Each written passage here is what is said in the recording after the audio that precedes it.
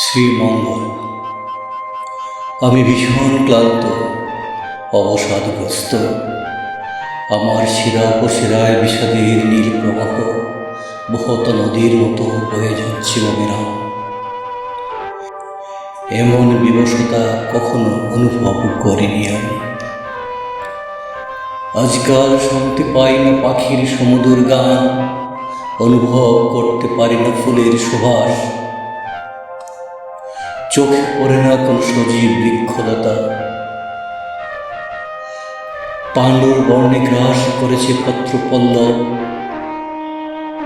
নাগরিক জীবনের হই হল্লা, মোটরের বিদঘটে শব্দ, লাউড স্পিকারের উচ্চস্বরের আওয়াজ যেন শব্দ বোমার করে ভাসমান নগর।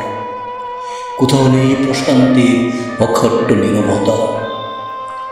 ছেড়ে আসি নাগরিক জীবন বানপ্রস্থের মতো কয়েকটি দিন কাটাতে, ছায়া শীতল অরণ্য ঘেরা শ্যামল সবুজ শ্রীমঙ্গল টিলা পাহাড়ের কাছে। আমি হেঁটে বেড়াই সৌরপথে শীতল ছায়া, যেন সহস্র বছরের ক্লান্তিহারী নির্জনতা, অকাট্য নীরবতায় ধ্যানমগ্নতা, প্রশান্তির ভুবন। আমি হাঁটি শ্রীমঙ্গলের সৌরপথে, গাছে গাছে কুজন শুনি বিহবল হয়ে।